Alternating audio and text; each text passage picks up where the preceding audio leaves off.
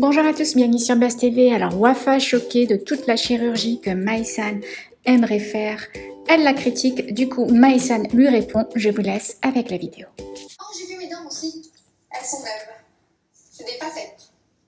La prochaine étape, c'est quoi? Des fesses XXL? Ben, j'aimerais bien me rapprocher un peu plus de ma brasse et justement avoir des cuisses plus grosses ou des fesses beaucoup plus grosses aussi.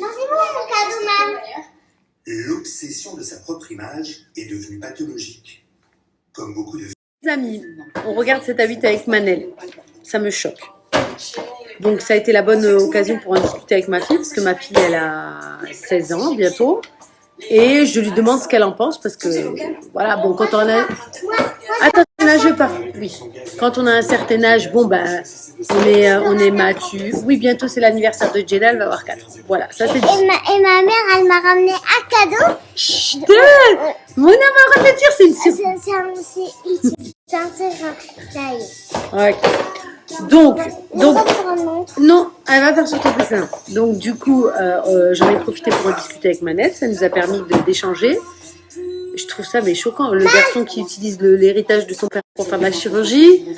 Il y en a, c'est pire qu'avant. Attention, parce que là, c'est la pub.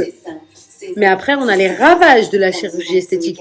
Moi, je suis pas contre la chirurgie. Attention, hein, c'est pas ce que je suis en train de dire. Je pense qu'il faut faire les choses avec modération. Si on a vraiment un gros complexe et tout ça, on peut arranger ses complexes, mais faire n'importe quoi, faire une jawline, des pommettes, les trucs pour les rides, alors qu'on a 20 ans. Mais à 20 ans, je passais ma vie dans la salle de sport, en compétition de lutte. Je savais même pas ce que c'était tout ça. Je pense que là, on touche le fond. On touche le fond.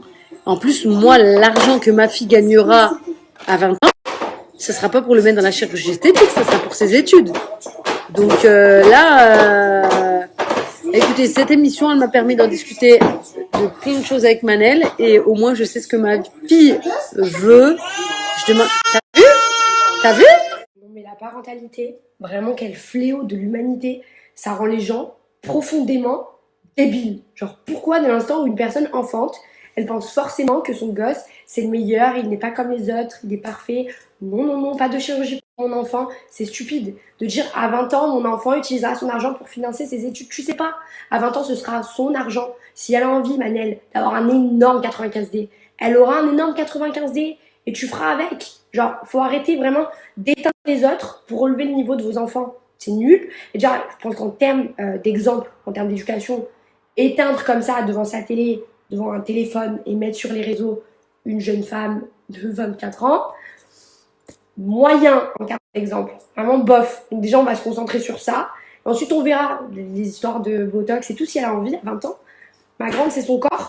Si je peux me permettre vraiment à mon humble avis, je pense qu'avant de juger qui que ce soit et de s'appuyer sur des préjugés pour faire l'éducation de son enfant en plus avec, on se renseigne quand même un tout petit peu sur le parcours des personnes, parce que contrairement à ce que tu sous-entends, je suis pas juste une petite idiote de 20 ans qui dépense son argent de manière déraisonnée dans la chirurgie. Je veux dire, aujourd'hui, le parcours scolaire que moi j'ai eu, c'est tout le mal que je souhaite à ta fille. Vraiment, je souhaite à ta fille d'avoir fait les études que j'ai faites, d'avoir mis un toit sur sa tête à l'âge où moi j'ai mis un toit sur ma tête. Je lui souhaite que sa famille se porte bien comme la mienne se porte bien. Je lui souhaite d'être épanouie comme je suis épanouie. Je veux dire, moi aujourd'hui, mon seul problème, c'est de m'injecter du Botox dans toute la tête. Vraiment, c'est tout le mal que je souhaite à tout le monde. Genre, c'est mon seul souci, j'ai pas de caries, je suis heureuse, tout va bien.